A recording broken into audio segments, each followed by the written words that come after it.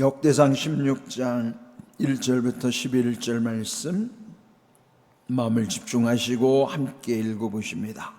하나님의 궤를 메고 들어가서 다윗이 그것을 위하여 친 천막 가운데에 두고 번제와 화목제를 하나님께 드리니라. 다윗이 번제와 화목제 드리기를 마치고 여호와의 이름으로 백성에게 축복하고 이스라엘 무리 중 남녀를 막론하고 각 사람에게 떡 한 덩이와 야자 열매로 만든 과자와 건포도로 만든 과자 하나씩을 나누어 주었더라. 또 레위 사람을 세워 여호와의 궤 앞에서 섬기며 이스라엘 하나님 여호와를 칭송하고 감사하며 찬양하게 하였으니 아삽은 우두머리요 그 다음은 스가랴와 여히엘과 스미라못과 여히엘과 마띠디아와 엘리압과 분나야와 오베데돔과 여히엘이라. 비파와 수금을 타고 아삽은 재금을 힘있게 치고 제사장 분나야와 야하시엘은 항상 하나님의 언약궤 앞에서 나팔을 부니라. 그날에 다윗이 아삽과 그의 형제를 세워 먼저 여호와께 감사하게 하여 이르기를 너희는 여호와께 감사하며 그의 이름을 불러 아뢰며 그가 행하신 일을 만민 중에 알릴지어다. 그에게 노래하며 그를 찬양하고 그의 모든 기사를 전할지어다. 그의 성호를 자랑하라. 여호와를 구하는 자마다 마음이 즐거울지로다. 여호와와 그의 능력을 구할지어다. 항상 그의 얼굴을 찾을지어다. 아멘. 이 역대상 16장은 이제 앞에서 예루살렘 성으로 옮겨오게 된 이 법궤, 하나님의 임재를 상징하는 언약궤, 증거궤, 여호와의 궤라가 일컫는 이 법궤를 마침내 그 성막, 거룩한 천막이죠. 네, 거기 안치하는 과정에서 하나님께 먼저 영광을 돌리는 이 장엄한 광경, 네, 이 광경으로부터 또 온 백성들과 더불어 하나님께 찬송하고 또 영광을 돌리는 과정, 그 고백이 이제 16장 전체에 기록이 되어 있습니다. 1절을 보시면 하나님의 궤를 메고 들어가서 다윗이 그것을 위하여 친 천막 가운데 두고 번제와 화목제를 하나님께 드리니라. 그러니까 이 잃어버렸고 그리고 방치되어 있었던 법궤, 그것도 무려 70년 만에 또 그 법궤를 옮기는 과정 중에서 또 뜻하지 않은 불상사가 일어났죠. 그래서 결국 오베데돔의 집에서 또 한 3개월을 또 지체했고, 그리고 마침내 예루살렘 성으로 이 법궤를 모셔오게 된 것입니다. 그럴 때 여기 보면 궤를 메고 들어가서 그랬어요. 처음에 아비나답의 집에서 떠날 때는 새수레에다가 실었다가 소가 뛰는 바람에 그 운반하던 웃사가 법궤에 손을 대서 결국은 즉사하는, 그렇지만은 다시 하나님의 명하신 대로 그들이 법궤를 이제 메고 들어왔다 그랬어요. 그리고 마침내 그 법궤를 위하여 친 장막, 그러니까 거룩한 천막, 그 성막 한가운데 그 중심에 두고 번제 화목제를 하나님께 드렸다. 여기 보면 번제도 화목제도, 네, 구약에는 이제 중요한 5가지 제사가 있죠. 근데 그 제사 중에서 제일 중요하고 가장 기본적인 제사가 번제라 하는 거예요. 번제라고 하는 거는 번은 태울 번자예요. 태워서 드리는 제사. 그렇다는 것은 그 제물을 아주 각을 떠가지고 온전히 완전히 불살라서 드리는 것, 전적 헌신을 의미하는 거예요. 모든 것이 하나님 다 받으시는 제사예요. 물론 그 다음에 소제와 또 화목제, 속죄제, 속건제, 이렇게 5가지 제사가 있는데 여기 이제 가장 중요한 제사는 번제로부터 또 다른 제사로 이렇게 이어지는 거예요.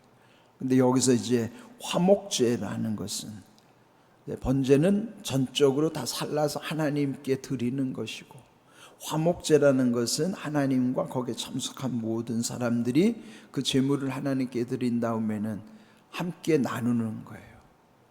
화목하다고 하는 것은 이제 모든 회복 이후에 주시는 은혜잖아요.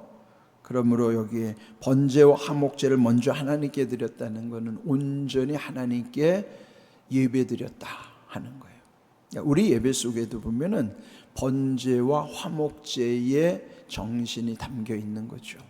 우리 예배도 먼저 하나님이 전적으로 받으신 가운데 또 우리와도 서로 화목해 하시는 은혜가 있으니, 오늘 우리 예배 속에도 옛적의 제사법에 다르지 않죠.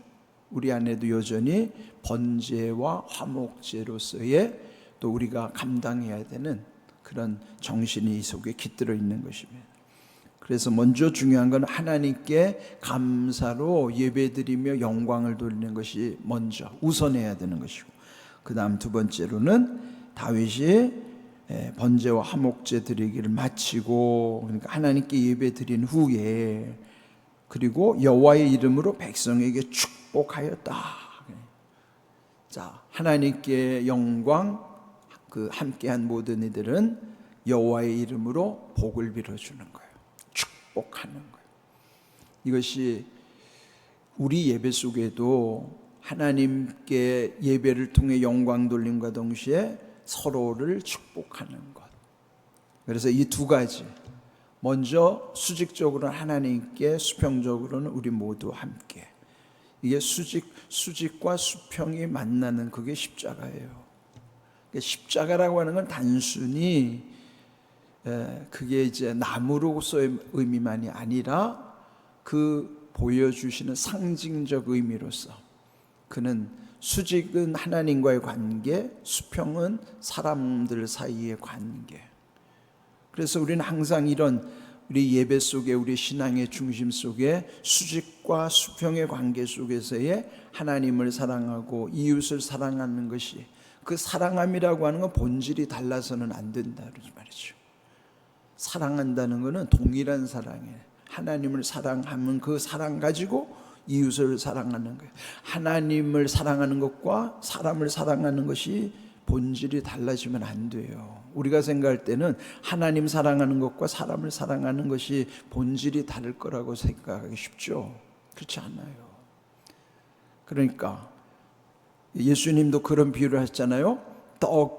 떡과 그 상에서 떨어진 부스러기를 그 한 가나안 여인에게, 그 상에서 떨어진 떡 부스러기, 그 떡을 너희 같은 사람에게 줄 수 없다, 개들에게 줄 수 없다, 개라고 비유했는데도 그 가나안 여인은 개라도 그 주인의 상에서 떨어진 부스러기를 먹습니다. 그러면 여기서 떡과 부스러기의 관계가요, 떡은 큰 덩이고 부스러기는 떨어져 있지만 그 부스러기와 떡이 본질이 다를 수가 없죠. 똑같은 거예요. 양의 차이일 뿐이지 똑같단 말이에요. 그것도 떡이에요. 그러니까 이 가나안 여인의 믿음이 얼마나 좋은 거예요. 언감생심 떡을 구할 수는 없어도 그 주인의 상에서 떨어진 부스러기라도 줬사오니, 부스러기 은혜라도 구하는 거예요. 그는 뭐예요? 본질이 다르지 않아요. 우리가 하나님을 사랑하는 것은 떡과 같은 어떤 양적으로 하나님께는 더 많이 감사하고 영광을 돌리시지만은 질적으로는 이 부스러기라도, 이게 부스러기가 질적으로 다를 수가 없어요. 하나님을 사랑하는 것과 사람을 사랑하는 것이 양의 차이는 있을지 몰라도 질적으로 달라지면 안 돼요. 질이 달라지는 게 타락하는 거예요. 그게 질이 달라지면 안 돼요. 우리 신앙의 질이 달라지면 안 돼요. 그래, 먼저 하나님께 영광, 모든 이들을 축복하는 내용. 그러면서도 3절에 보면은 거기에 이스라엘 무리 중 남녀를 막론하고 누구도 차별하지 아니하고 각 사람에게 온 사람 한 사람 한 사람마다 떡 한 덩이 야자 열매로 만든 과자 건포도로 만든 과자 하나씩을 똑같이 나누어 줬다. 그렇죠? 축복하면서도 거기에 모든 것을 함께 기쁨을 맛볼 수 있는 것.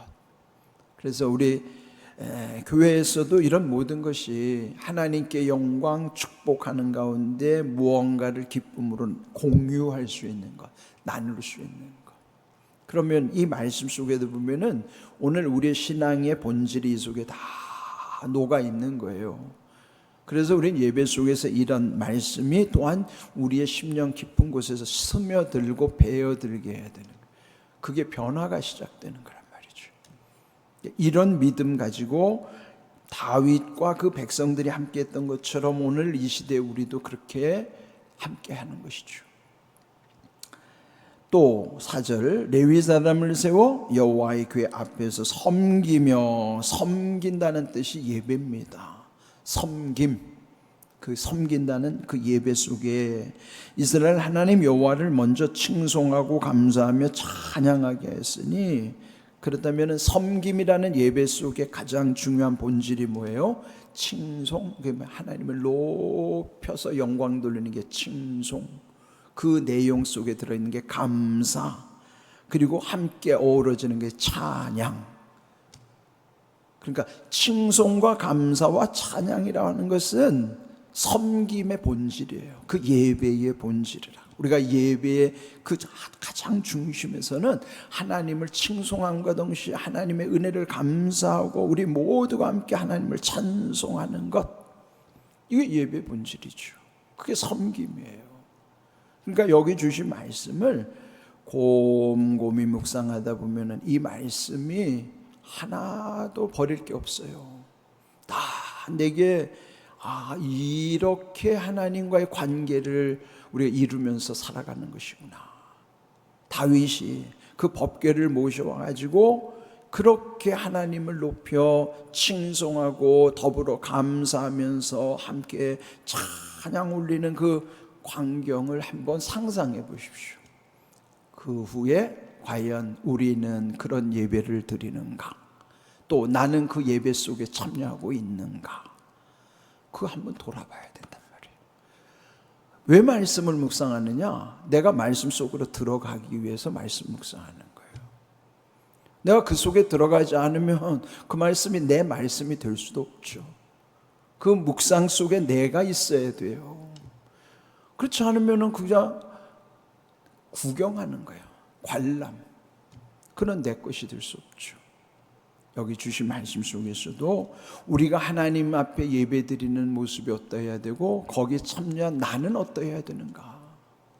그럴 때 우리의 모든 본질이 변질되지 않고 그 본질을 늘 우리 마음에 붙잡으면서도 그 양적으로는 더 은혜가 더해져 가는, 지금 이 다윗이 더불어 함께하는 이 모든 이런 아름다운 광경, 그래서 은혜가 더해지는 거죠. 여기서 이제 중심 역할을 하는 사람이 5절에 보면 아삽이라는 사람이에요. 아삽은 다윗이 세웠던 3명의 찬양대장 중에 한 사람을 했죠. 가운데서는 헤만이, 그 오른쪽에서는 아삽, 왼쪽에서는 에단, 이 3사람이 앞에서도 언급됐던 것처럼, 그런데 이 오른편에 있었던 헤만의 오른편에 있었던 아삽이 지금 여기서 중요한 역할을 하는 거예요. 그가 우두머리 역할을 하면서 그와 함께 했던 이름들이 쭉 세워 기록이 돼 있어요. 5절에. 그리고 5절 끝에 보면 그 아삽은 재금을 힘있게 쳤더라. 각각에 맡겨진 악기들이 연주하지만 재금이라는 거 영어 성경에 보면 심벌즈라고 되어 있어요. 심벌즈 알죠? 냄비 뚜껑 같이 생긴 2개를 부딪혀갖고 나눈 소리, 그 심벌즈. 그러니까 이 지금 아삽은 우두머리니까 그 심벌즈에 맞춰가지고 그 모든 함께하는 악기들도 서로 연주를 하는 거예요. 조화를 이루는 거죠. 이런 장엄한 광경 속에 이것은 다 미리미리 다 준비된 것이죠. 그냥 뭐 즉흥적으로 하는 것이 아니고 이미 다윗이 이 법궤를 예루살렘 모시고 오는 과정 속에서의 아주 그 디테일, 아주 세부적인 것들, 그리고 꼼꼼하게, 그래서 철저하게 준비된 가운데, 여러분 우리가 하나님께 드리는 것이 준비되지 않는다면은 즉흥적으로 내 멋대로 하는 것은 그게 믿음일 수가 없어요.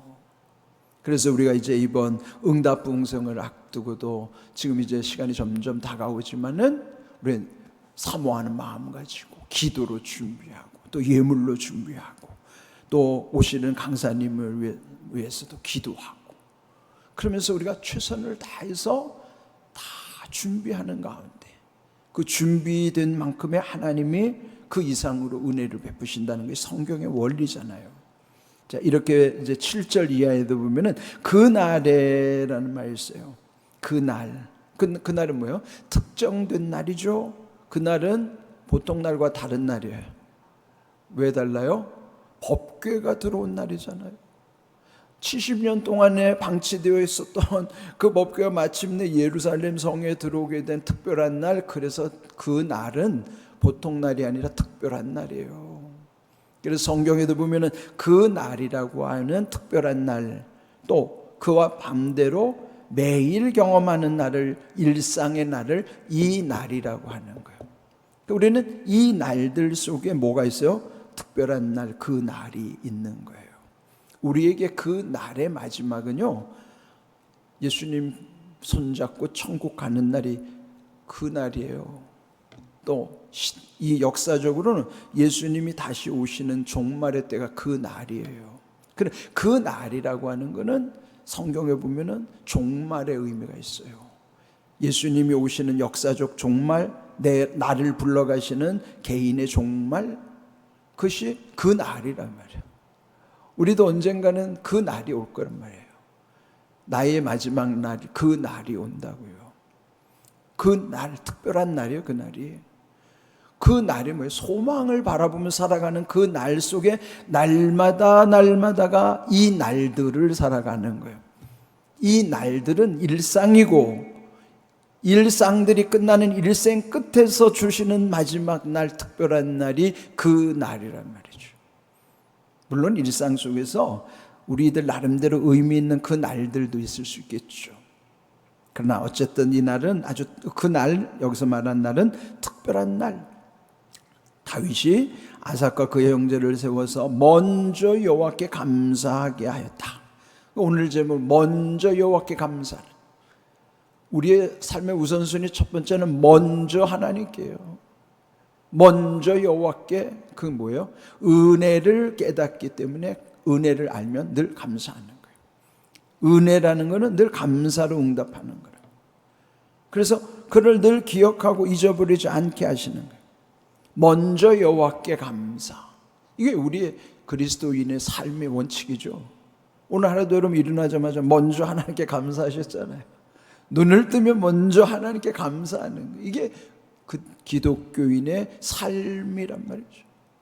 다윗이 먼저 여호와께 감사하게 하고 이르기를, 너희는 여호와께 감사하며 그의 이름을 불러 하려며 그가 행하신 일을 만민 중에 알릴지어다. 하나님께 감사하는 내용의 첫 번째가 뭘까요? 여호와께 감사하면서 첫 번째는 그의 이름을 부르는 거예요. 하나님의 이름을 여러분 먼저 붙잡으셔야 돼요. 하나님의 이름, 여호와의 이름, 여호와여, 아버지 부르는 거, 그리고 그가 행하신 일을 만민 중에 알리는 것. 하나님의 이름 다음에 하나님이 행하신 일, 그를 만민 중에 알리라는 게, 그것이 오늘 우리의 선교적 사명이죠. 교회도 성도도 감당해야 될 선교적 사명. 그러면서 그에게 노래하며 그를 찬양하고 그의 모든 기사를 전할지어다. 기사라는 것이 놀라운 일이 기사예요. 그러면서 그의 성호를 자랑하라. 성호는 거룩한 이름, 그 여호와의 거룩한 이름을 자랑하라. 여호와를 구하는 자마다 마음이 즐거울지로다. 그러니까 여러분, 하나님을 구하는 사람이 마음이 즐거운 거예요. 또 여호와와 그의 능력을 구할지라. 먼저 하나님을 구하고 하나님의 능력도 구하라. 항상 그의 얼굴을 찾아라. 이게 명령하시는 거예요. 오늘 해주신 말씀 속에서 그 날이라고는 마지막에 오기 전에 우리에게 매일매일 주어지는 이 날들이 어떤 날인가? 시편 118편 24절 함께 읽습니다. 이 날은 여호와께서 정하신 것이라. 이 날에 우리가 즐거워 기뻐하리로다. 이 날은 일상이지만은 이 날도 하나님이 정해주신 날이에요. 왜? 정해주신 날 끝나면 그 날이 오니까. 매일매일 이 날들이 하나님이 정해주신 날이 그 은혜의 때란 말이죠. 그래서 이 날에 우리는 어떻게 살아야 되는가? 여호와를 구하는 자에게, 여기도 말씀하시죠. 여호와를 구하는 자에게 마음이 즐거울지로다 그랬어요. 그래서 우리가 즐거워하고 기뻐하리로다는 그런 결단으로 살아가는 거예요. 오늘 하루도 우리는 즐거워하고 기뻐하게 살아가는 그 이유는 이 날이 하나님이 정해주신 은혜의 때이기 때문이죠. 그러니까 이것을 알고 살아가는 사람과 그저 어제처럼 오늘 똑같이 살아가는 사람은 삶의 내용이 다르죠. 그래서 우리는 매일매일 하나님의 은혜를 기억하면서 감사하면서 이렇게 살아갈 때 그 날, 우리에게 주신 매일매일이 즐겁고 기쁜 날이 되는 것입니다. 그렇다면 오늘 여기 보시면 하나님께 영광 돌린 다음에 축복했던 것처럼 축복이 어디로부터 오는가? 그 다음 26절 말씀을 같이 읽습니다. 여호와의 이름으로 오는 자가 복이 있으며 우리가 여호와의 집에서 너희를 축복하였도다. 어디서 축복해요? 여호와의 집에서 축복해요. 우리가 서로서로 축복하는 거예요. 이 여호와의 집에서 서로서로를 축복하는 거예요. 오늘 주신 말씀대로 우리 일상 속에서도 일생이 닿을 때까지, 마지막 그날이 이를 때까지 날마다 주시는 이 날들을 우리가 어떻게 살아가야 할 것인가? 하나님이 우리를 어떻게 살게 하셨는가? 여러분 마음에 잘 새기십시오. 이 날은 여호와께서 정하신 것이다. 이 날에 우리가 즐거워하고 기뻐하리로다. 늘 이 말씀 기억하시면서 하나님의 은혜를 누리는 복된 믿음의 삶 되시기를 주님의 이름으로 축복합니다. 아멘.